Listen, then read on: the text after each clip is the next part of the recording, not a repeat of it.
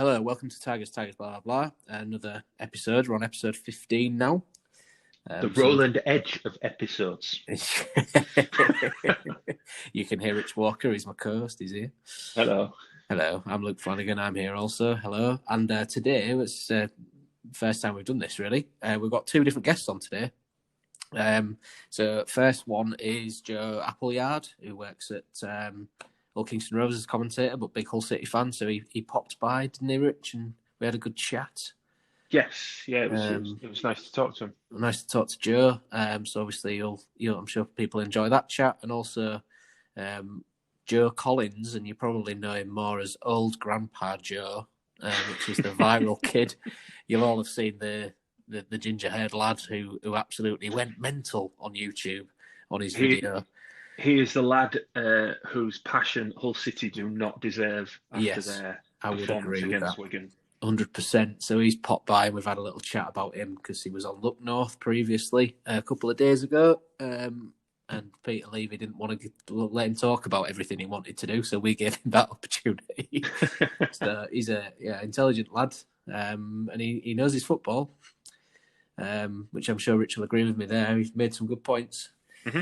So obviously that's the next guest. And just to start with, a couple of thanks. We've obviously got massive thanks to Danny Johnson and Hull City Ladies who sponsor us for the podcast, and then we're also a partner of Fan Hub, which is when it launches, which should be before the start of next season, towards the end of August or September, whenever that may be.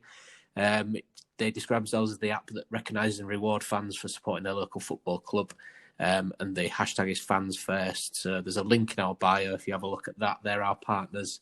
It's very much kind of linking fans together and rewarding fans for supporting your team up and down the country. So it's a good initiative to get behind. Just to start with Rich, before we obviously we have the chats with our guests that'll be played. Any kind of summary thoughts before we kind of, put Wigan to bed and then consider Luton? Anything that you want to get off your chest? Because I'm struggling. Yeah. I mean, we could have done this immediately after the game, couldn't we? We could have done, but I think it'd probably been a bad idea. Yes, yeah. I like to be measured in what I'm going to say. It's having a bit of hindsight about it, which you don't have when you caught up in the reactions of it. Yeah. As I've got older, and certainly in recent years, as I've felt, slightly disconnected from the club, as much as you can do when you're a 34-year-old man and you're doing a podcast about a football club in the box room of your house, as much as it's possible to feel disconnected about it. Dining room for me, just so you know. Yeah, well, I'm surrounded by records and other music paraphernalia and stuff. It's my man cave essentially, but I don't like that word because I don't like the term man cave either. I think we're agreeing with that, but yeah, it's your kind of own space. Yeah, what's the word? Is it kind of infantilizes it? Is that it infantilizes my room. The infantile, making it seem as though you're a child. Yeah, exactly. Go off to your playroom and do your silly little podcast with your friend. But as much as anyway, I digress. That's what podcast is, digression. Yeah, essentially, yeah. As much as like I felt disconnected from it, I've stopped over like the last 7 or 8 years, kind of stewing on bad results. It used to really affect me, like particularly when I was kind of like 17, 18, and you live and die with your football club. Like a defeat or a bad defeat used to stay with me for days. Like I'd be in a bad mood for ages, and I'd stop that because your life gets a little bit fuller and there's other things to worry about, isn't there? Because it's your responsibilities take over and you kind of grow up a bit. But yeah, exactly. But this one stayed with me like into the next day. Like immediately after the game, just kind of I'd watched the game in my living room and sort of wandered into the kitchen and stuck the radio on, started listening to the phone, and just without thinking, I just started drinking. It's just like just popping beers up and I just needed to numb it a bit.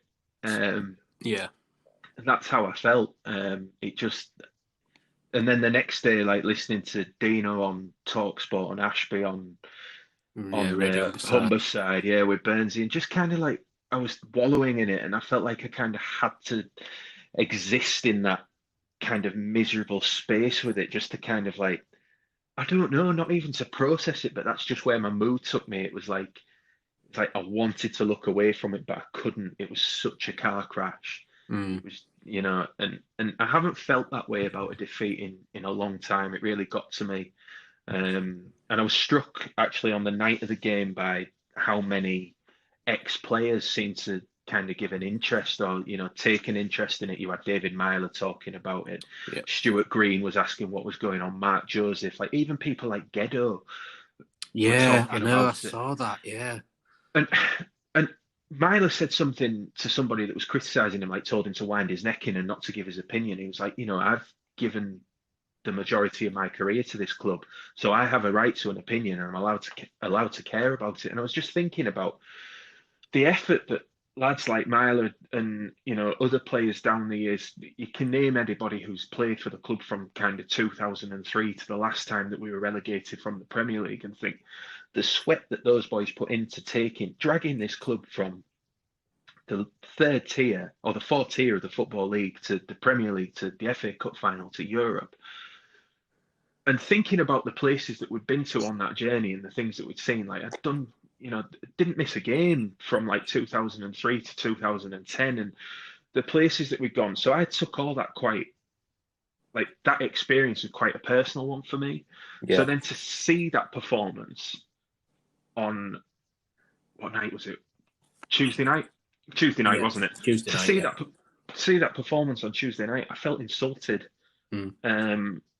As a Hull City fan, because it felt like they disrespected not only the club, the shirt that they were wearing, the fans who were watching or listening, or however they followed along. I felt disrespected that the club, the badge, the shirt, but everything that we've been to get to that point and to earn the right to be a championship club and more than a championship club, it felt disrespectful to me. And I think that's why I was so wound up about it. And you can tell I'm still wound up about it now when I really think about it. No, I don't think you'd be any different to other City. I think City fans are still really hurting from this. And it's all right. It's all right for people to come out and say, we go again, and it's time for action, not words. But how many times have we heard that this season? Yeah, the time for action, not words, was at the beginning of the restart, and it shouldn't take you to 2 games where it really, really is do or die. And now's the time where you say it's time for actions, not words. We've heard it too many times for it really to count for anything, I'm afraid. Yeah, I'd agree with that. I mean, the one thing I would say is he's going to have to. He needs to choose the players who show a bit of grit, like your Keane Lewis Potters and your young lads. I think there's going to be more fight in them than there will be in people who are out of contract or going back to other clubs at the end of these next 2 games. I've been quite hesitant, haven't I? I think when you've brought Keane Lewis Potter up, and I know it's something that you've kind of championed all the time. You've been a City fan who's bringing the young lads up. I can remember you being quite positive about Mark Cullen when he was playing for us and stuff like that. So I've been quite cautious with like thinking about bringing Keane Lewis Potter in, but he really can't do any worse, can he? And the way that he applied himself in what was a losing effort when he came on, and the look on his face, dejection at full time on Tuesday night. He was gutted, mate. Yeah, so you need somebody that's going to care, because frankly, I think some people out there didn't care enough. No, I don't think they did. And obviously that's something that we talk about with the guests when they come on. So we don't want to ruin too much of the rest of the episode. But I think, well, if we've not done this before, but score prediction for tomorrow, and then we'll get to the guests. I have a horrible feeling it's going to be a draw. Really? And yeah, well, I think I said in one of the chats so people will hear it, but I have a feeling that the agony is going to be prolonged. In that after all the games are played tomorrow, we will still need to win against Cardiff to stay up. And I think it's just the way that this season has gone, where we've been dragged along and spun out and battered all the way along, particularly since January. So I think we're going to draw.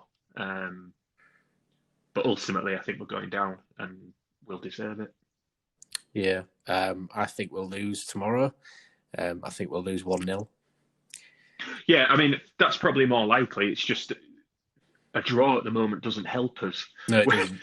Like at least if we lose, it kind of like, well, that's the end of it. We know kind of that really there would be no more hope left. But if we draw, it's like, well, we could win on Wednesday. Yeah. We could. It's So like a that's Homer Simpson style thing. I Yeah, could it's just do that. it's just a little airborne. It's still good. Yeah, exactly. So that's why I'm saying draw, just because it'll prolong the agony. Yeah. I think it'll be a futile effort, whatever happens, unless we win. But I can't see that happening. No, me neither. So a positive podcast coming up. No, it's quite a good chat. It's all right. It is a good chat. You're not going to end it trying to like drink yourself into a stupor, submission. So, yeah. So anyway, enjoy the episode, and I'm sure we'll see you on the other side. See ya.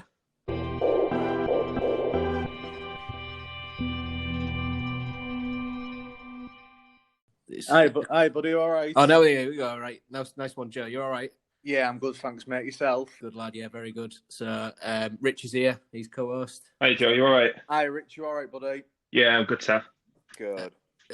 So I trust you've been listening over the last few weeks, have you, Joe? I have indeed, mate. When we got in touch over social media, started listening and stuff like that. Really enjoy it. That's great. So, thanks for the kind words. And obviously, you reached out to me and said I'd really be interested in getting on. So I think you had a lot that you wanted to say. So we're going to get to that. Yeah, 100%. But what are you? Say what? How far are we? Three days after the Wigan game. What are your feelings currently? To be fair, probably still a bit of shock like the rest of the fan base. I mean, we know the club's not in the best state, don't get me wrong, but I think it's just the way we're getting beat. And, I was sat watching it with my partner, and literally it was every time Wigan attack, and, I was looking at the possession. Wigan had 65% possession, but our midfield's really missing Harvey Kane. Obviously, when he went off against Borough, it was a massive blow to the team. And I think you can just see it in that midfield. I mean, George Honeyman tries his best, and I do like the kid. I think he gives 110% whenever he puts the shirt on. But I don't think he's a championship standard player, like the rest of our team, really, which we've got to probably agree at and, be realistic and sit back and think, probably we deserve to be in the position we're in. But I think we're really missing Harvey Kane, and I'm being really disappointed with Geordie and Reece Burke, centre-backs, since obviously Jackson and Eric left us just before the lockdown game started again, and Geordie got the captaincy. I thought, he's a really good kid. I've really enjoyed watching him as a centre-back, and, his form's just dropped, and I think it's just it's been a weird, 5 or 6 games, and even the Middlesbrough victory, Middlesbrough should have scored about 4 or 5 times past us. Yeah. I just think every team knows how to play against us. And you look at Huddersfield, who just won earlier against West Brom. We'd never pick up a victory like against West Brom or a Leeds or something like that. And I feel that's what we're really struggling with. Our span just collapses under pressure, and you can't do that. The Championship's a really tough division. Probably some people say it's tougher than the Prem because of the workload, and every single week you're playing really, high quality teams. And I just think the Tigers, we're really struggling at the minute. And, I'm worried for the next 2 games. I see a lot of fans going, it might be the best thing that happens going into League One, but at the minute I don't think so. Maybe not a chance because I've heard a lot of that, and yeah, people were saying that when we got relegated from the Premier League, it's like, where do you stop?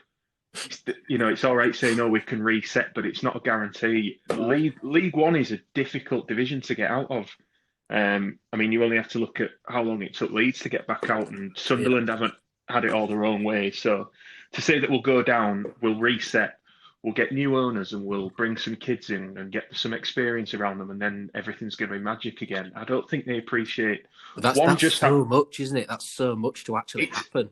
It's not going to happen in a year, but no, it's like you don't appreciate when you say that how difficult it is to put those things in order individually, but then to get them all going at the same time. and then to make it gel in a season to get up.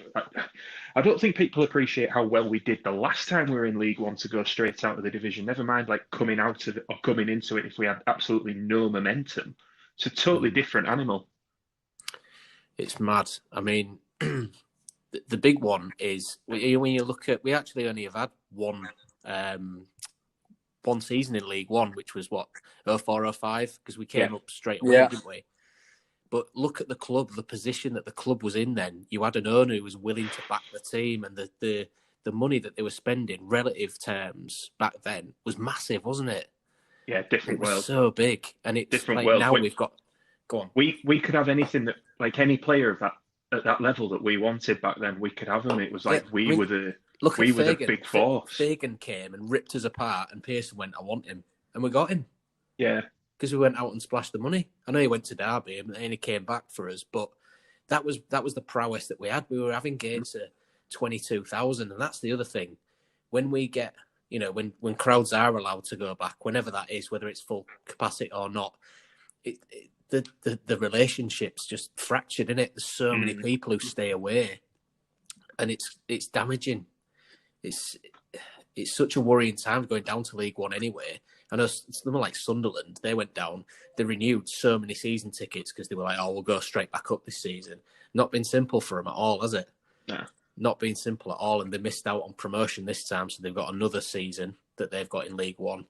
So there's some difficult teams in there, and it's not going to be I don't think it's going to be easy as people think it will be if we go down. Yeah, I totally agree. I mean, you look at some of the teams in that division, they've got, really good setup and they've gelled. And I think that's the thing for City. Obviously, it depends. If we go down, you're looking at, obviously, you talk about the report that the Athletic did and you speak about the wage budget that we're going to have. And, I can't see people like Stewart staying around. I mean, I don't think he's justified playing in the Championship, but you know what teams are like. There's going to be teams who are coming up who will offer people who have got relegated from that Championship because they can make the step back up. And some of the players you get, we're getting linked with, and it's just like gone are the days when you're getting linked with people like Craig Fagan when you're in League One, and now we're lucky to get someone from Hartlepool, and that's no disrespect to Hartlepool, but if we want to be in that position, again, it's for the fans as well. I think a lot of fans are falling out of love with the club, even the ones who have stayed.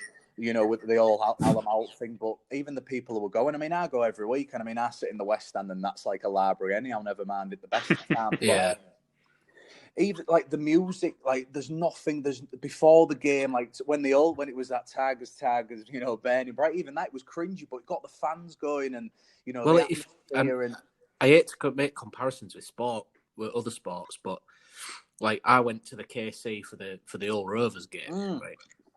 And it's very, like you say, it's very cringe, but it gets the crowd going. Like they have all the burners out, and the music's deafening, and the place is full.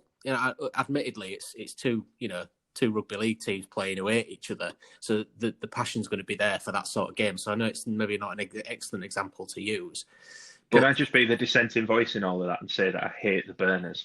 I hate the burners. I'm not saying that we need that sort of stuff, but it feels really flat.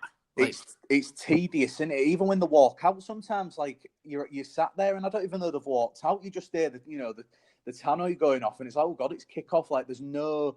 Every game feels a bit pre-season-y for me, and even at the end, I'm glad that they still play Elvis at the end. But even that, when we've had our victories and stuff, there's no singing. There's a few chants from the East Stand, but it's not that Coliseum when teams used to come to us and fear coming to the K-Com. It's people come and they can take 3 points off us like that, and I think we haven't got that that fear factor as a club personally anymore. Definitely not. No. And it's a shame because, we've got to look back and think, we're a bit of a laughing stock at the moment. I mean, we was trending in, UK and Europe, weren't we, after that Wigan game, and rightly so, but it's for the wrong reasons. And I think a lot of teams are looking at City now and comparing us, to like the Berries and teams like that who have had these owners come in and are ruining these really good old-fashioned football clubs, and I really hope to God that we don't end up being like a Bury or something like that. But at the minute, everything's up in the air. We haven't got a clue what's going on, and I really do fear, if it is League One bound next year, it could be a massive reality check for the team and, you know, for the club as a whole. And I really hope I'm wrong. But at the minute, can't really see it. Well, at some point, we're going to have no players left because I can't. Yeah. I was looking for the tweet earlier and I can't find it. I'm not sure if it was, Hull City Live, who's Rick, who's on the radio side a lot, but he blogs a lot about City. And he'd looked at all of the under-23 squad and looked at when they were out of contract. And after next year, I think there's about 2 players that are committed to the club. There's no longevity plan there. The only one that we've signed is somebody from Stockport. We signed Festus Arthur, didn't we? Yes. And that's the only one. And I mean, again, he might be a great player, might be a great find, don't know. The only 2 players that we've signed permanently is him and Wilkes. And I know Wilkes was, on loan with us anyway, but it doesn't bode well for a strong League One season if we do go down, does it? Not really having that many players committed. The amount of players who've signed extensions to keep with us, which obviously Lee et al. Didn't do, and we know the reasons for that. Quite rightly, they didn't. But those players are going to go. I mean, Terrell's not staying, is he? No, I think is his partner already confirmed on social media that he's off. Yeah, I think she was being particularly critical of some things earlier on, but it was before the Wigan game, wasn't it? Because there was some muting that what she'd said had affected what McCann had then picked in the team. I'm not sure how much truth there is behind that because, it's an easy thing to say, isn't it? It's all conjecture, isn't it? You don't know what that is. But I know that was been muted. And it's a shame because it's ironically, we always say all season, we need Terrell fit. And, for these lot of games, he's been fit and he's not had the impact that we wanted him to have. So... He's one of them, and he plays like 30 minutes one week, then he'll do 70. And I can't remember what game it was. It might have been the West Brom game when he got took off, and McCann said, "Oh, we need him for other Bristol. games." But, the Bristol game took him off. He was Bristol our best player. Yeah, we need him for other games. Well, we need him now because we'd have had a chance at beating Bristol, and then obviously we got beat 2-1 in there. But you take your best player off who creates everything, and like I said, it's just. I always find it don't really help getting on managers' backs, but recently it's he's testing the waters, isn't he? Especially what we'll discuss, not turning up to conferences, press conferences, and stuff like that. It's just a sad time, and it's a defeated and a depleted team who's lacking a leader. I think that's it. Is that the overriding feeling around everything? It doesn't matter what it is, whether it's like something as daft as like watching a feed or like getting your programs for this weekend, and there's like I've had a gripe because there's 2 articles in the program that have also been available for free on the website. Yeah, it's not good, that is it? It's not. But it's like microcosms of stuff where every little thing that seems to go on with the club, it's like you've just got reason to think, oh, really? And you don't want to feel like that, do you? It's like everything about it is a drag. Yeah, I tell you what, though, you mentioned. Joe, you mentioned that McCann said, I'll take him off because we'd saved him for this game. Yeah. He thought that was maybe his thinking. I tell you what, I'm not particularly, I don't like the club. Sheffield United is obviously a local rival. Don't like him at all. But I tell you what, Chris Wilder for me won today. I looked at his press conference last night. They got beat 2-0 by Leicester. And he was fuming, wasn't he? He was absolutely raging, and you know what? It was every word he said was spot on, and it's what McCann doesn't do, because he said, "I'm not a manager." He said something like, I'm paraphrasing him, so it'll sound awful, but he said something like, "I'm not a manager for past or present. I'm here and now, and that wasn't good enough. Don't care if we beat Chelsea. That wasn't good enough today, and you can't just say, oh, we were good last week, so it excuses this. That's bullshit." And he actually said that. Yeah, he did, didn't he? And he was absolutely raging. But that's what you want to see from your manager. And what have we got? A manager that don't even come out to play for the press conference. What's all that about? Missing his presser, sending Cliff Byrne. It doesn't look good on him, does it? By the way, I know. Cliff Byrne tried to make a joke about it. Are you joking me? I know. Not the time, Cliff. I've had a bit of a downer about Cliff ever since him and Nick Barmby had words on the KC pitch after a Scunny beat us a few years ago. So I've always had a bit of a downer on him. But I mean, it's like, just have a bit of humility. Yeah, just use your love. You've been hammered in the week. Don't come out cracking jokes because nobody wants to hear it. And I'm not one of those that's like they need to be coming out and apologising all the time No, either, because McCann did that after the attitude that you need to come out with, because that wasn't right. That was McCann apologised after the game. He fronted up after the game. Yeah, and that's fair enough for me. He's done it. I don't need to see him come out and do it every week and be like, oh yeah, the other week when we lost 8-0. I just want to apologise about that again, because how much no, you can't keep saying it, can you? No, you can't. But then equally, you can't come out having a laugh and a joke. All right, you're trying to get a bit of a levity about the place. Do that with the players. Take the pressure off the players. Don't take the mick out the fans, because that's how it felt to me. I felt it was. I was not. That did not sit easy with me. I was no. Well, Phil Buckingham said today on his Q&A with the Hull Daily Mail, it's like the reason you have a press conference isn't so much that you can speak to the press. It's so that you could communicate with the fans. It's just that the press are the go-between. Well, yeah, they're the gatekeepers, aren't they? So yeah, they choose to show you whatever, but they're the ones that have that privilege to go, right, I'm going to ask this question.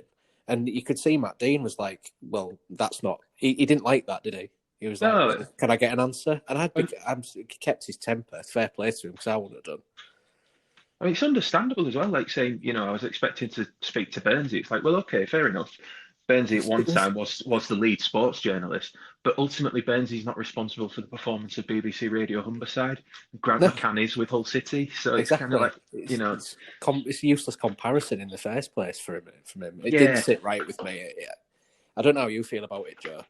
I just think the full, like Richard, I've never been a big fan of Cliff Bairn, and I always found him a bit of a weird bloke. He always wears shorts, even if it's minus 15 degrees. I'm always sat and remembering this. I think it was the Birmingham game in December. It's about minus 10, and he had shorts, and I was like, this bloke's, not right. Not right. And obviously with that, I just think it's making enemies with the wrong people, isn't it? Bringing up Bernsey and stuff like that. As much as he might not be everyone's cup of tea, is being the voice of Radio Humberside and Hull City for a long, long time. And I think just this full, argument between the club and, the journalisms and stuff like that, it just doesn't look good, does it? And it's bringing up that laughing stock, and everything's going against Hull City at the minute. It's hard to bring up positives. And like you mentioned, obviously Ben, who runs the City account, I remember him from his days when he was, learning the ropes at Rovers at the time. And, he's a really nice kid, and I feel sorry for him, because everything he's put in, even about the stream and stuff, you're getting 100 replies. Don't matter about it's not easy to read that. It's not easy to read, because you've got to come back and think he's not playing for the club. That's his job. He's got to be putting these tweets out. He's got to try and sell streams. As bad as it is, and as the relegation battle as it is, we've still got to go out there, and we've still got to support him, as hard as it is sometimes. But I just think with Grant McCann not turning up, I think he's a broken and defeated manager, and it's tough for me, because in my head I can see him staying, but then I just think you've got to sack him. With you sack like Flutsky and stuff like that for far less than what he's giving us at the moment. And I just at least under Slutsky we did win games. You did, and you was beating some decent teams away as well. And I think that's the massive thing you do. Even when we're on the road and at home, you just can't see a victory. Even when Birmingham, when we went up 1-0 after 5 minutes, it's like, oh God, this might be too early for us to go up here. Because you can't have the best of both worlds. We score early, it's like, oh God, we've got a walled on. But then we concede after 2 minutes, and it's like, oh, we've got 88 minutes to try and score another goal, which ain't coming. And again, it's just everything's down in the dumps, and it's not nice to see, is it? But we're going to have to go, because Luton, again, it's that biggest game of the season. It gets carried on, and then Cardiff, obviously, after that. But Luton, I honestly think it's got to be 3 points. It can't be nothing less. Do you think it will be? Do you think it will be 3 points? I think it's got a draw written all over it, me, personally. I think it's going to be a 1-1 or a 2-2.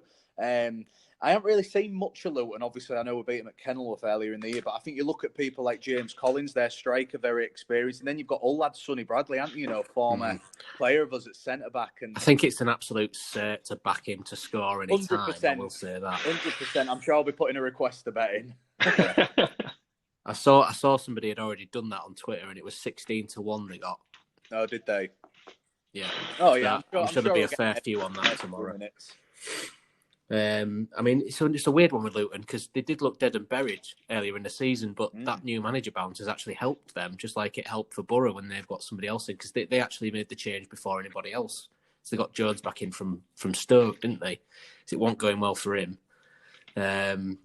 I mean, he left them having gotten promoted, and he's brought them back to try and save them. And they look more likely than us of staying up in my eyes, because they've got grit and determination about them. You know, they drew to QPR, but they probably should have won that game. Whereas we're going, oh well, you know, it was 8. At least it won 10. Do you know what I mean? They'll be looking at us tomorrow, and they've got absolutely nothing to fear out of us. They can come and play the game tomorrow and you know, express themselves, because they'll be thinking this lot have just been beaten 8-0. Yeah. And of course they're going to be. How do you bounce back from that in 3 or 4 days? I don't think you can. No, because normally there's a week break, so you've got, you know, time to lick your wounds or whatever, and as they say, oh, we go again and everything else. But the games come so fast together. Yeah, I just don't think you can. Is it? There won't be the pressure on Luton to play. No. You know, and all right, the points probably not good enough for either side, but you know, it's definitely not good enough for us as the home team. No, not at all. So I think they'll play without fear. I can honestly see them doing it. One thing I did look at was the formation they play. They play 2 up top, so they go with. From what I've seen, anyway, it doesn't mean that they're going to do this, because obviously they might have a manager who adapts his formation to suit certain games, which we don't, until it's too late. They play 4 rocking horse shit, those boys. Oh, God.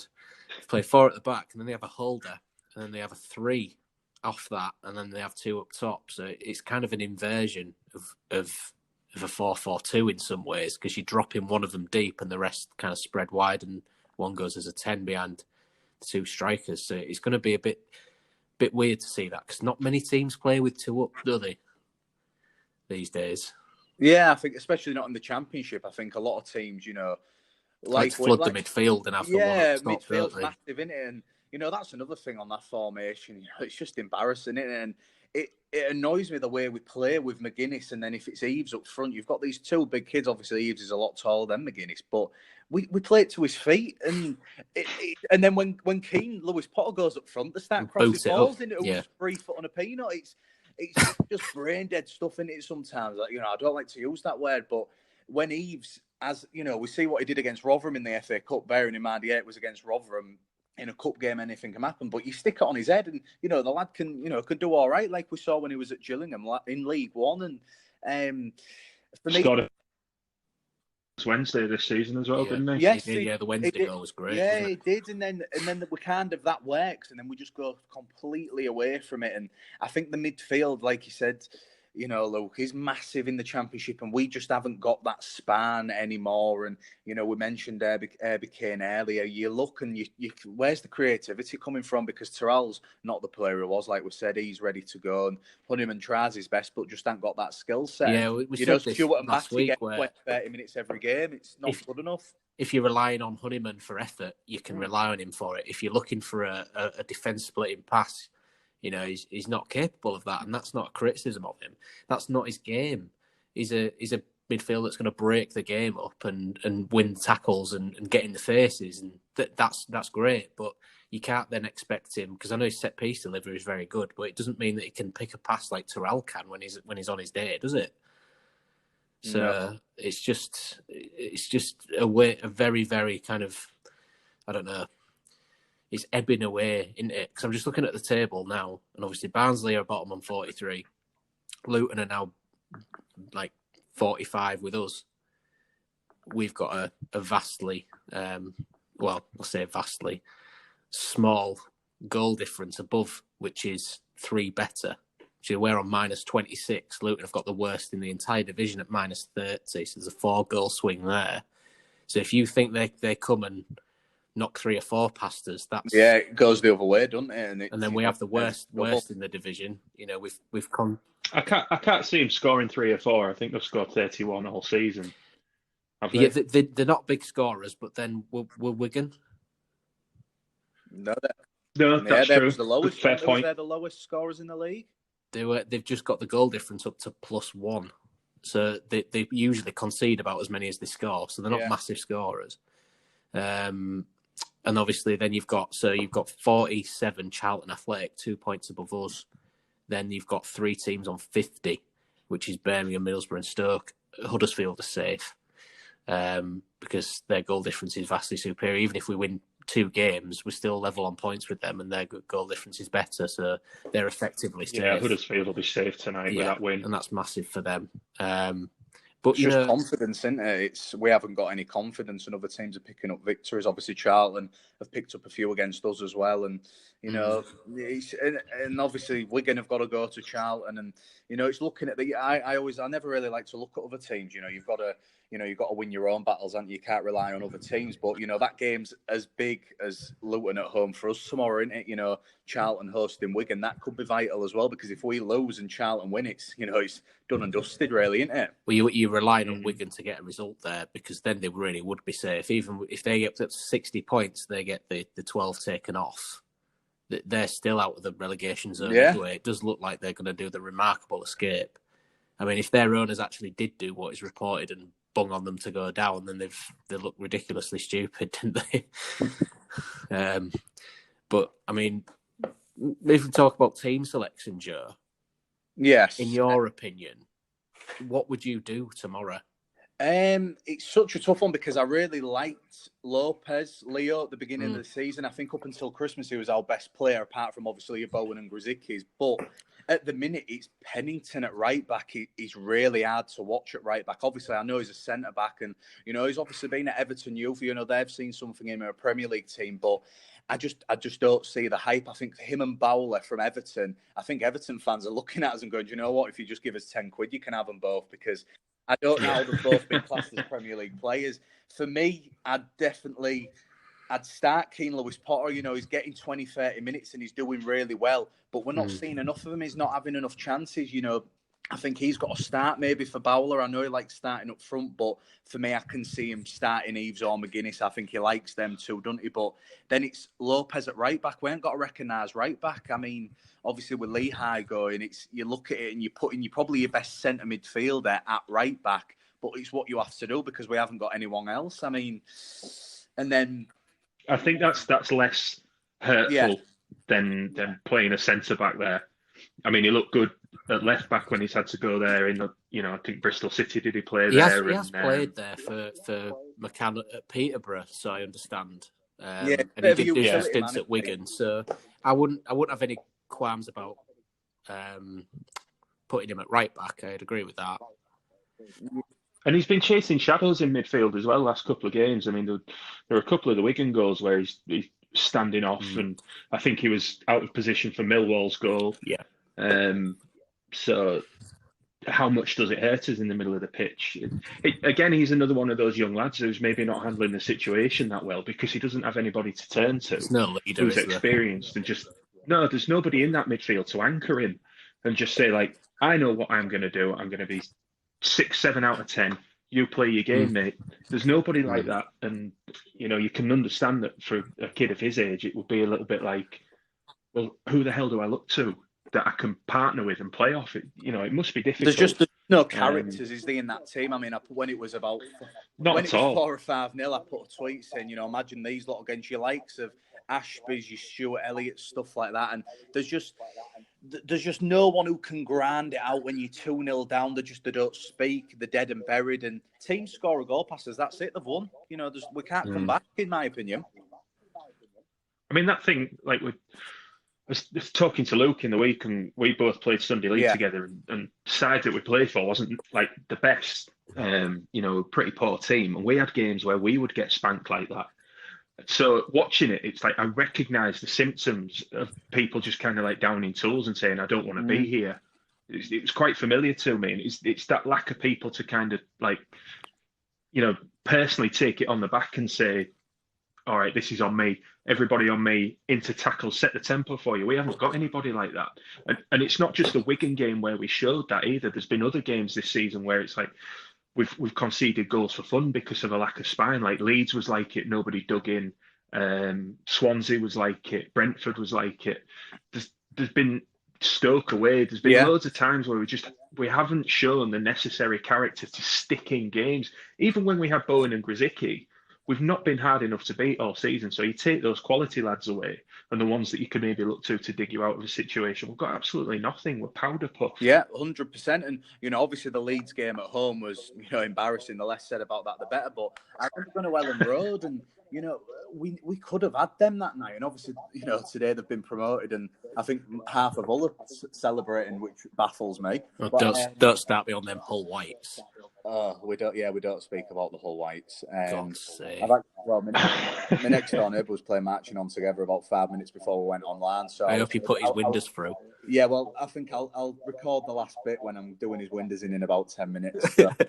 But even them games when we got beat, we had a bit of span and we had a bit about us. And I remember driving home thinking, this was when we was 8th and 9th, wasn't it, at the time? And you're dreaming, you're thinking playoffs could be here. And I said we've got a bit of span about us. And from then, since losing Bowen and Grzycki, you try not to bring it up and you've got to think, there was always going to go. But it's a different team and it's unrecognisable for victories against, like Birmingham at home, 3-0, wiping them off the park. They couldn't even touch the ball against us and they have a decent team. And now I think we're very monotone and it's kind of, you boot it up front. If it doesn't work, we go back to plan B, which is boot it up again. And if that doesn't work, we're 3-0 down by that time. And it's really sad to see, but the formation and the tactics isn't working. But it's maybe too little too late because, you're 44 games in.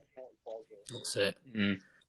That's it. We don't have an identity anymore, do we? Like the way that we set up was entirely made for those two lads to go and spring as counter-attacks, but we don't have that anymore. We've got players out wide with a bit of pace, but they're nowhere near the quality. You look at what Bowen did today. The lads trying to for West Ham, creating goals in the Premier League. Class above, still good for us. He's ripping it up, isn't he?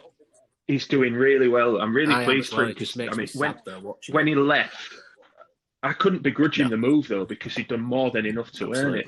But we've gone the other way now. Like Bowen had established himself as a championship player, but we've got players who've replaced him who are just trying to establish themselves as professionals full stop.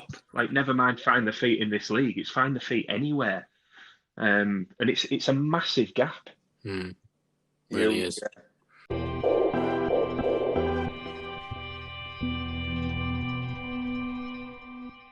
It's been awful this week. Like even people that aren't football fans have been taking the piss out of me, and it's like, it's not called for, is it? It's really not.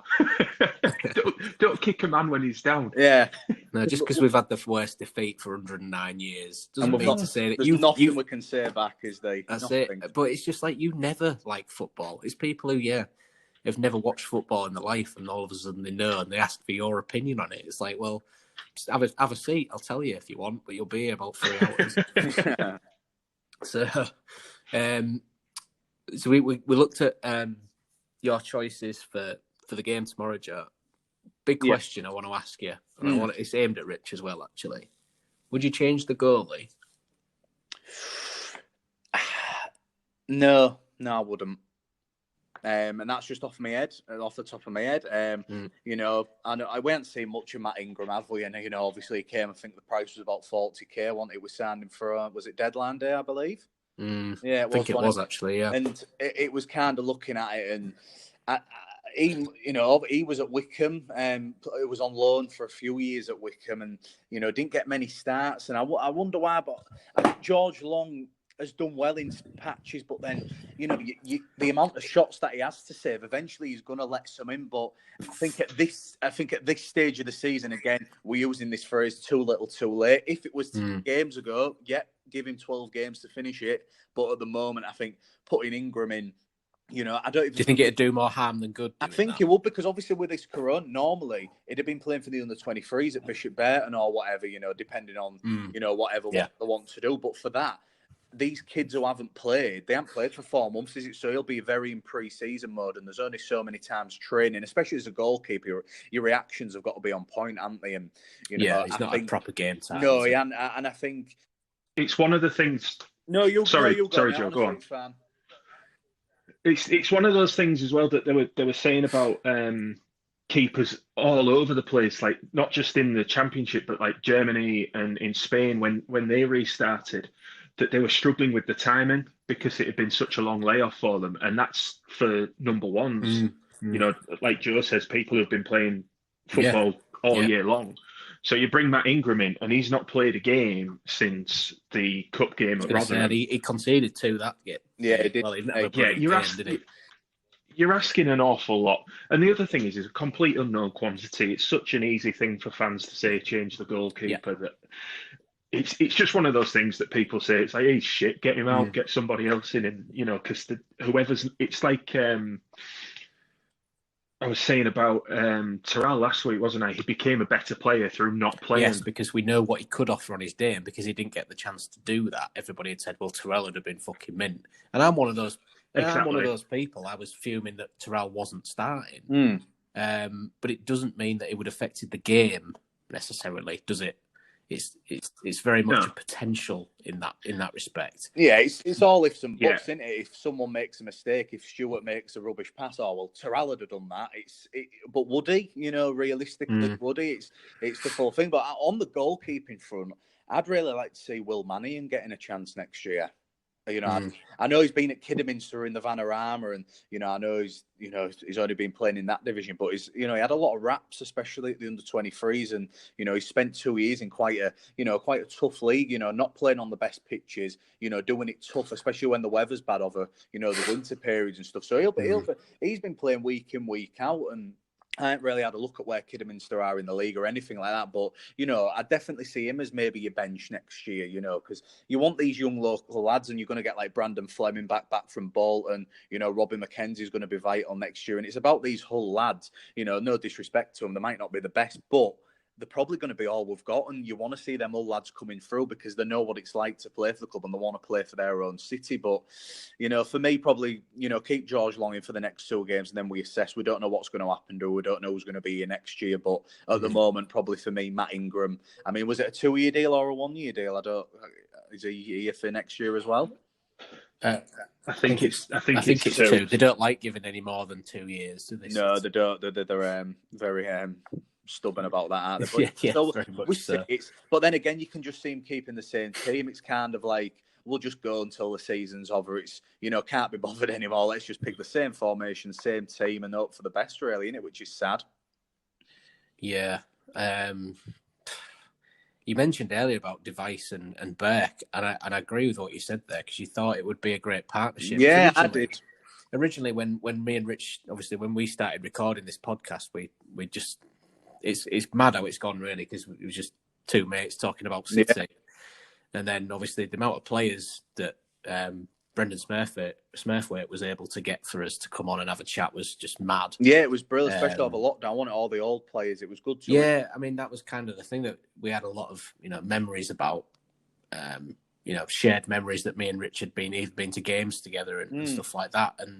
And actually speaking to people who'd given their all for the shirt was just like a privilege to do. Yeah. But when we started to talk about the season restart, we were quite optimistic because we said, well, look at all the injuries we had before lockdown. Yeah, these will all be back. And, you know, and maybe it's a case of being out for 3 months and rustiness and too many games at once and whatever it is, I don't know. But they've not been as good as we thought they would be. Have they, those two? No, 100%. And it's tough because, you know, you've got Angus MacDonald. Obviously, it's absolutely unbelievable that he's back playing football. It doesn't matter what happens, you know, in the sense that he has, you know, survived cancer and he's playing in the Championship. It's unbelievable, isn't it? And, you know, fair play to him. But he's not ready to be playing Championship. You know, he's been having like chemo and stuff like that. So for him to come back and play, that's been fantastic. But he's not ready to cement a place in our. But it shows how weak we are in the defence. It does We're that. Having He to rely came after 2 games and you know, played the full game, didn't he? And obviously, you know, out of position for most of it as well. Yeah, 100%. And that's what he needs to go on loan for a year or something, get back. But we're clutching at straws, aren't we? And you're looking at players and you do your starting 11 and then you know, sometimes you can't even name the bench, can you? Like, oh God, is he ready? Is he ready? And I think that's the thing we're kind of we know what the team's going to be. And when other teams are looking at us, you look at Luton and, they've got some really good players. I think they've got that Carter Vickers from Tottenham, I think, in defence. Centre-back, Yeah, and I don't know if he's still there. I might be wrong. I think the kid from Chelsea, is it the kid from Chelsea? Is it Brown? Is he Brown or something like that? I don't think Izzy Brown's there. I think he went back. He got recalled, didn't he? Which is weird because he was never going to cement a place in the Prem. But, they've got some danger men, haven't they? And and that's bad. That we're looking at Luton and worrying so much that we are. Do you know what I mean? Other teams won't even blink an eyelid at Luton. And I think but where we've got to be. We can't think we're a big club at the moment because we're really not, and we've got to do it tough. We've got to dig deep if we want to stay in the second tier. Yeah, it'll be first time since 2005, won't it? We'll be playing in the third tier if this all goes to pot. It will be, and the squad depth's going to have to be bigger because there's the is it the Checker Trade Trophy it's called now? We'll be in for that, and we'll be early games of the League Cup as well. We won't get any buys anymore. Second, we're going to have a lot bigger team than we have now because you're playing, you might be playing like a Man City under-23s on a Tuesday night, but you're going to have to put your first team in because you're not going to be playing our under-23s, realistically, are we? And then you're going to have to go to maybe a Lincoln on a Saturday. It's going to be a lot tougher than people think if we go down the fixture hall, on top of everything, really. Fucking hell. I just the idea of playing in the Checker Trade Trophy, Jesus Christ. At least we'll save a bit of petrol just going to Lincoln or Grimsby or something. See if we can get the kids jumping over the fence. God, I've been to Lincoln, I've been to Grimsby. It's not fun. It's not. I was in England today and I said to my dad, I'll be back here in a few months. So I'll watch 50 in the Checker Trade Trophy. That's not really a competition we want to be doing anything in, is it, really? No. I mean, you might get a trip to Wembley out of it, but probably not the way we go. I know Sunderland did that last season. They did the same. And they lost to, I think was it Pompey? Yeah, because it was the famous Netflix documentary, isn't it? Yeah. I just hope we don't get anything like that because we've been embarrassed enough. Well, they're busy with Tottenham at the minute, so I think they are. I mean, just to wrap up, Joe, what do you reckon for? Not necessarily for just for the next game, but kind of overall comments on the club and anything that you want to say that you might have wanted to get off your chest after the Wigan game that you haven't said already. Yeah, I think it's so tough because we can come on these talk shows and we can slag every player off, and sometimes it's good to do that. But I think at the moment, you've got 2 games to save the club, in my opinion. And I remember a few weeks back when it was the anniversary of the Bristol City Wembley match, and I remember saying, to mates, this isn't Hull City. This isn't the Hull City that I know, and this isn't the Hull City that I used to go to, when we was in League One and the Championship, and we had them type of players.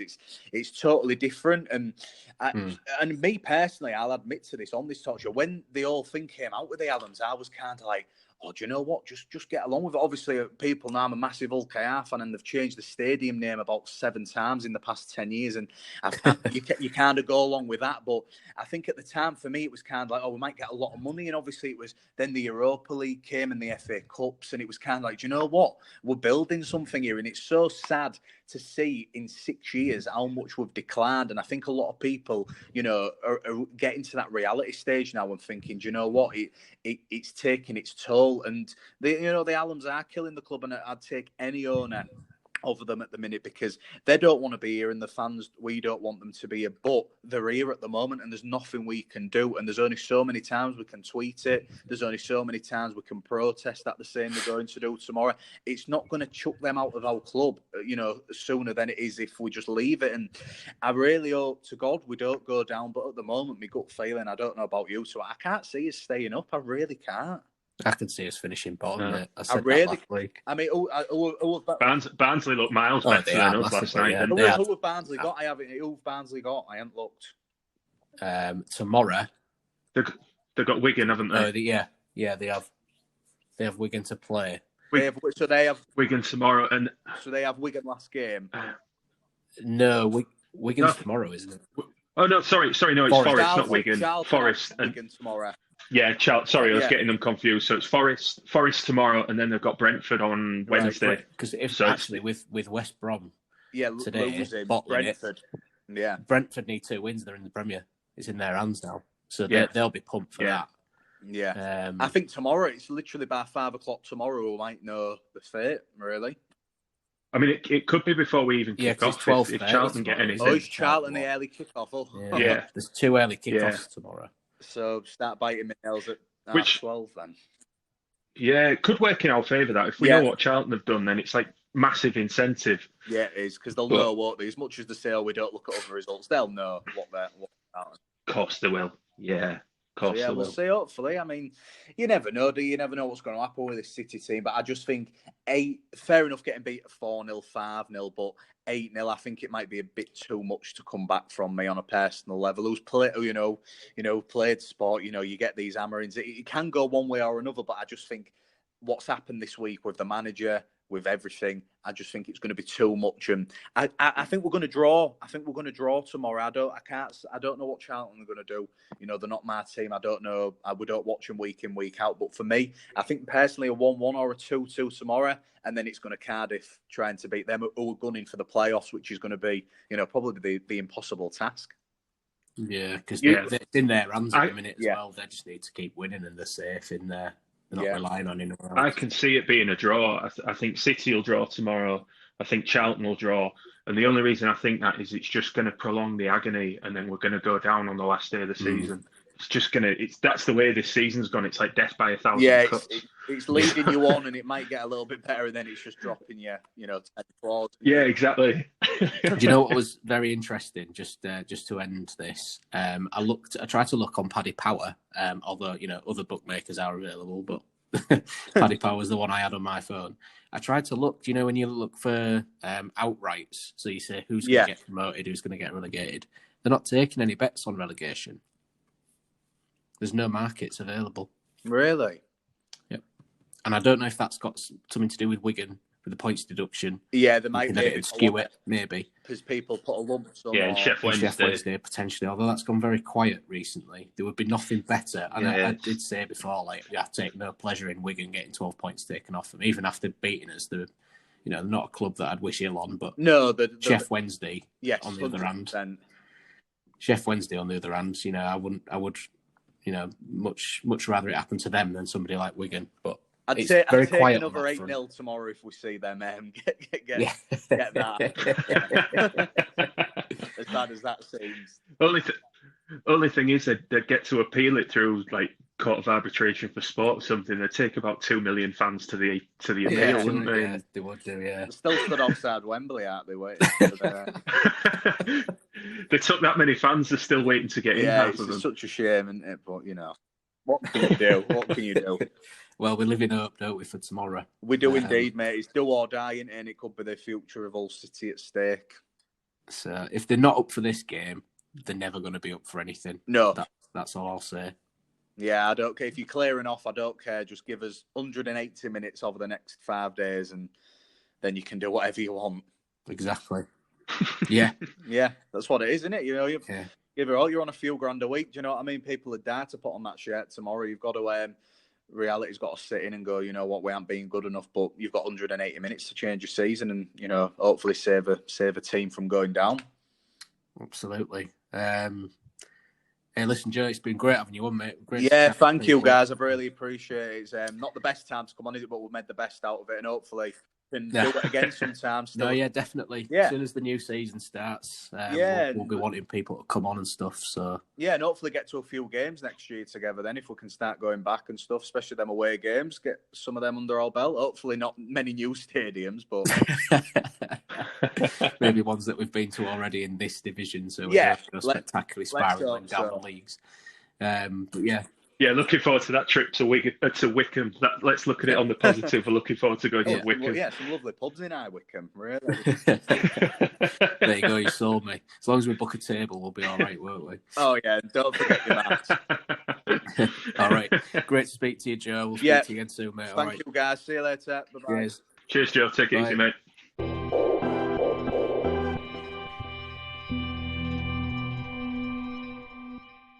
Hi, Rich. Hello. Right, Joe's already on. He's here. Hey, Joe. You all right, mate? You all right, Rich? How are you? Yeah, I'm good, pal. Not bad. Fantastic. Right. Okay, so just to give some context, right? You go Joe by, is it Old Man Joe on YouTube? Old Grandpa Joe. Old Grandpa Joe, right? Need to get your handle right. You were close enough. Yeah. So is that your YouTube handle or Twitter or both? YouTube, Twitter, and Instagram. Oh, right. Okay. So multifaceted guy that you are. Very good. Yep. For Twitter and Instagram, just had a few underscores and dots in there. Yeah, pretty much. And obviously, what originally happened then? So you did this. Did you watch the Wigan game? Yes. Yeah, sadly. And then, you see, did you stay up late recording like your thoughts and just rant into camera and then just uploaded it, went to bed? Is that what happened? No, right after the game, I recorded it. Right. Okay. Right after the game, when tensions were at the peak of what they'd be, I recorded it, downloaded the thumbnail onto my phone so I could access it easily. Yeah. Uploaded the video, put it on, put the thumbnail on, set it going, thought nothing of it. And then you woke up next day and your phone had nearly exploded. Is that right? Yeah, pretty much. So there was, when I saw it, it wasn't from your account. It was something like Football League World or something. So had somebody else taken it and then gone, look at this guy, and that's how it kind of went viral, was it? Right? Yeah, okay. Someone else had taken it, and then Thogden tweeted it, and that's when it started getting bigger. Right. And then I was in school during the afternoon to just see what everything was happening. Every student in the school was in that week. Yeah. So it was just so bizarre to come out, and it had gone up by about another 100. And then about 8:30 got to 1,000. Wow. It's more views than we've had, isn't it, Rich? Yeah. We're still waiting to go viral. Yeah. We've been trying to start lockdown. You did it for one game. It's really impressive, to be fair. Fair play to you. Who is? Could you explain for us who's Thogden? Because I mean, we're both quite a lot older than you. He's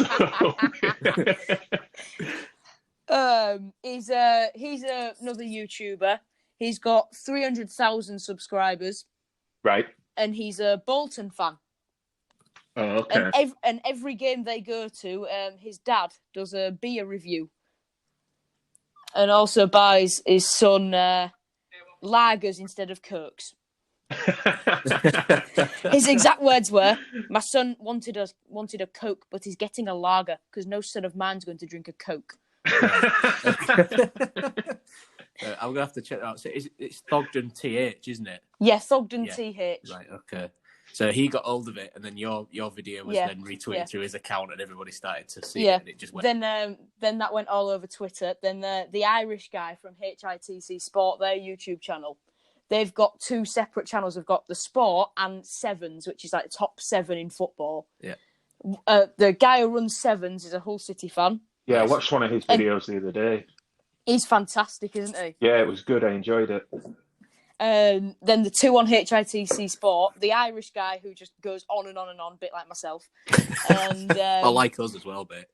And the other guy, James, is Ginger. So he said, this would be the result if you combined all HITC members into one.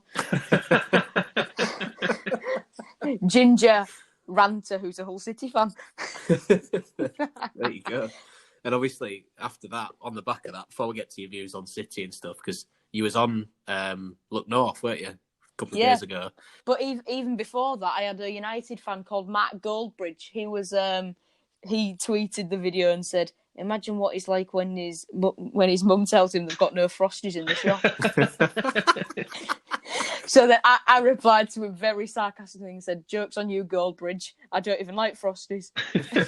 And then he did a stream, a watch-along stream for the Arsenal-Liverpool game, and he complimented me on there, which was very nice to hear. Someone sent me that, which was brilliant. It's been a big week for you then, mate, isn't it? It has, hasn't it? Yeah. That's usually you get... you space that kind of stuff out and all the coverage, but you've kind of got it all in 2 or 3 days, so it's very impressive. So fair play to you. Slowly built myself up, and then boom. Yeah, there you go. There you go. If we get to the game then, because obviously we, viral sensation that we've got on the just for a chat. Now you've had time to calm down, because obviously I watched your video and the full version of it, and you were at different points. You were just, I mean, I'm surprised that people weren't kind of knocking on the door telling you to shut up if it was straight after the game. I kid you not. My mum and dad, when I went downstairs after recording it, my mum and dad was saying, "Have you finished? Have you shut up now?" and now they feel real guilty because it's the video I'll remember for. Well, once you've obviously calmed down a bit and you can look at the game, like, is there any like overriding thoughts, like, or just, you know, short sort of advice or anything else that you just think we need to do this, or do you just think all hope's gone? I mean, there's certain things which I've picked up on throughout the game which did need to be ironed out. Everything Wigan did just came down that right hand side from Callum Elder, and then either they'd whip a crossing or play it across to Robinson on the other side, who'd do something with it. Yeah.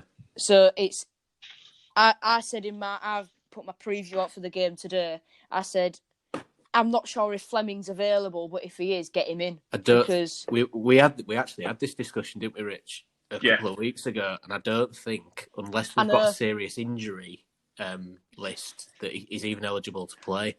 You see, when it was announced that he was coming back from his loan at Bolton, the club's statement that they put on like Instagram and Twitter, wherever, said he will be available for the first team squad once the season resumes, but seems not to be. Yeah, it's an odd one, that. I think it's mainly due to the fact that they classed him as ineligible, even though Bolton season ended. It's a bit of an odd one, and it's quite unfortunate. It is very odd. Because I think he would have been playing. I think he would have been. When you look at, he would have been on the bench. If you remember the game where Leo De Silva went left back as an emergency left back. I don't think he'd have had to do that. He might have brought Fleming on. I'm not sure he might have done it anyway. But the game after... It's Grant McCann, he wouldn't have done that, would he? That's too simple. Well, touche, maybe. What was it, right? So if you were the manager, Joe, would you just make as many changes as possible for tomorrow? What would you do? See, the avenue I went down with my preview was it can't possibly get any worse. Correct. So you say that. You say that. It could still get worse. What I've started doing in my previews now is, because I'm just done with McCann, I've started doing what I think he'll play and what I would do. So I've predicted McCann. Sorry, Cliff Byrne. I've predicted him to do his little 4-3-3, 4-2-3-1 with his, with his neglect of Martin Samuelson for some dumb reason. The Samuelson one's a little bit odd, isn't it? It is, because he's a permanent player. So yeah, I changed everything. I changed the 4-3-3 to a 4-4-2. I put Ingram in goal. I brought in Lewis Potter and Scott to play up top together. New centre back pairing. Left out Elder. Left out Toral, Burke. Device went to the bench. Long went to the bench, as did Pennington, no McDonald. And then I opted to put Salam, Bonds, Berry and Callum Jones all on my bench. So it's essentially an under-23 squad. Not essentially. There's Ryan Taffazoli in there. He's an experienced head. Okay. Yeah. He's your captain on the field, is he? I gave it to Honeyman because he's the only player. Well, to be fair, I wouldn't disagree with you there. Because before the restart, you can't lie, he wasn't very good. He just ran around like a headless chicken. Yeah, he did. But then since Harvey Kane's got injured, he's stepped up that little bit more, and it's proved why we signed him. I still think he's no touch on Marcus Henriksen, but he's showing signs of brilliance. The thing with him was, I thought, against Wigan, I think he got 4 out of 10 in the paper, didn't he? Which is probably justified. But the thing with him was, he didn't have a great game. Nobody did, but he never stopped looking for the ball. He didn't give up. He always showed. No, when you're in a game like that, like to stop looking to receive the ball is one of the easiest things to do. So you just go hiding. People Our just kind entire of shy team did away it. from it. Yeah. Yeah, exactly. Everybody else on the pitch did it. So the fact that Honeyman didn't, all right, when he had it, he didn't do a lot He with didn't it. do much. But he went looking for it, and when it's going against you like that, that's bravery, and apparently, I think I read on Twitter during the game as well that he was one of the few that was like kind of talking during the performance as well, like Vocal, two or three down. Yeah, he was asking the rest of the lads if they were feeling sorry for themselves and stuff like that. Which you want to hear that if you've got a quiet dressing room and there's somebody out there that's still, even when it's going the way it was, just still willing to kind of be that voice out there. I think. Go on, Joe. You're right. When Batty came on, yes, he didn't have the greatest game, was at fault for either the 6th or the 7th, can't remember. Oh, that's not counting. All the goals just sort of merge into one, don't they? It was just a I just couldn't believe what I was watching. I was just sat there with mouth open going, what is happening here? But yeah, Batty gave everything, I think, but Honeyman on there from the first minute to the last gave absolutely just... He never stopped. He was, like you said, always willing to receive the ball, always trying to do something with it, but never worked. And Keane Lewis Potter as well, a hometown kid, shouldn't have to feature in that just shambles. Well, he looked gutted as well, didn't he? At the end, he looked absolutely heartbroken. There's a picture of him that I saw, because obviously when I do all the writing that I do, and then you get Getty images, because you have the license to write, and you can use any Getty images as long as you say who did it. Yeah. And there's a perfect one that's just him with the white kit, head in hands, walking off the pitch, and it really hurt him. You can see it hurt him, but the other players were not bothered. Leo Da Silva is, as I've spoke highly of him before, but he was laughing, swapping shirts with his old teammates. If you're going to do that, do it in the changing room. You don't do it in front view of the camera. Because Lewis Potter was hurting, and actually, I'm still really weird with that penalty decision, because I didn't think it was a penalty. I know. But he gave a penalty. It's so weird, that, isn't it? He gave a penalty and then overrode himself, unless it was the fourth official in his ear, I'm not sure. But it was very... I did think that it was maybe Honeyman, potentially Batty, although he didn't have a brilliant impact. But Keane Lewis Potter was the one that actually looked like he could... I mean, Eves didn't do awfully in getting himself about, but it's just the same old story with Eves as well. And it's just the merry-go-round of McGuinness and Eves. How are you going to... He did have him on the pitch at one point, and then he took him off for Lewis Potter. It was only for about 15 minutes that they were playing together. Where's Norbert Ballog when you need him? Yeah, well, he did a good piece of shithousery at Forest. He did, didn't he? And then... Where's the big Hungarian when you need him? Played 59 minutes. Yeah.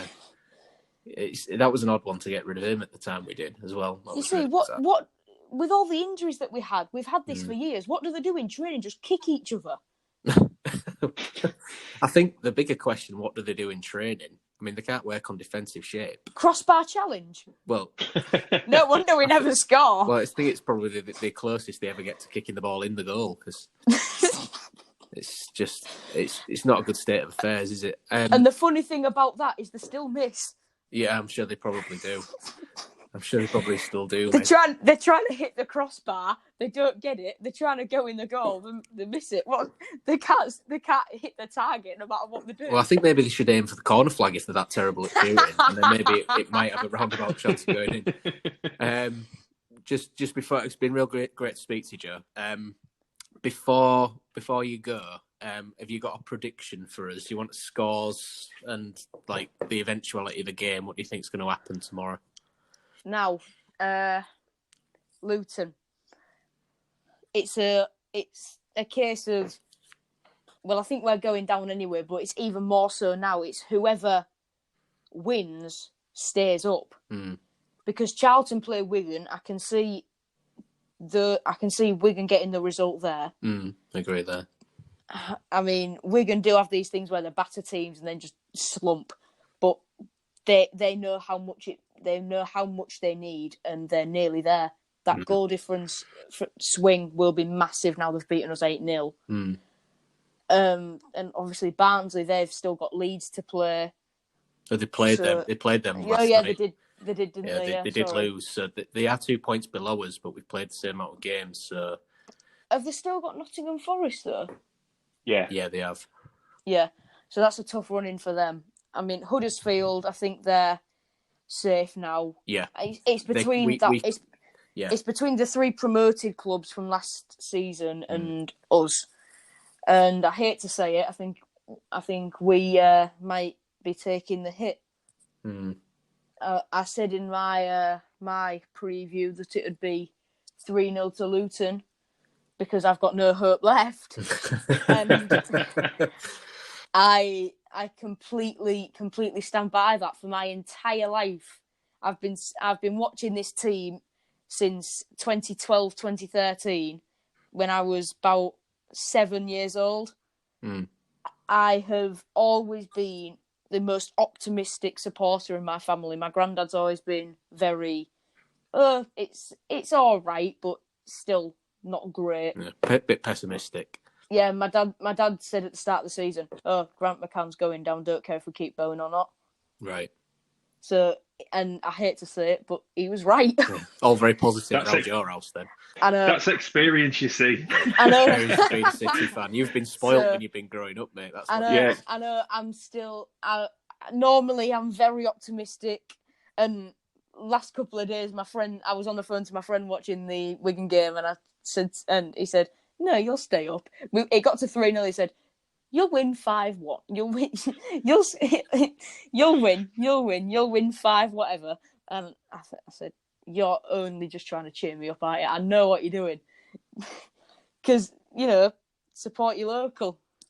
And this is the ups and downs of what you get. And I think we're on a start of a very big downer. I know. As you said, I'm very lucky in the era that I've grown up in to have witnessed the most successful period in this club's history. I'm not old enough to remember 2008, but having watched it back and heard from everyone who I know, the buzz around the city at that time was just mental. Yeah, it was. So you've just got to remember those good days. The FA Cup semi-final, the FA Cup final where we were so close. 2016, dear me. Even as recent as, after that FA Cup final, going in Europe, watching my hometown club in Europe. How ridiculous is that? It is. It feels like a very long time ago. It does, doesn't it? Well, 5 or 6 years ago now. I've still got my match programmes somewhere in this room from then. Even as recent as like Marco Silva 2017, the side that we had then, Jakupovic, he's going to be a Champions League player next year. Yeah, Harry Maguire, world's most expensive defender. Andy Robertson, world champion. Even away from that, we had players such as Huddleston, Livermore, Snodgrass, Markovic, Nias. It's ridiculous. And how far we've plummeted since then. It is. And now I'm real depressed. Thanks for that. No, I'm only joking. Look, Joe, it's been real good to speak to you. This episode will go up either tonight or tomorrow morning. So obviously we'll at you in the episode and tweet it out, and then obviously you do the same. I will do. Don't you worry about that. So thanks for coming on and talking to us. It's no problem. And then probably League One next year, but I know. We had fun last time we were there, so we did. We went up after one season, so maybe it's going to be a repeat. Okay. Yeah, we hope. Yeah, we hope. Live in hope. Right, good to speak to you, mate. It's been brilliant to speak to you both as well. Thank you very much. Cheers, mate. Thank you very much. Bye. Bye-bye.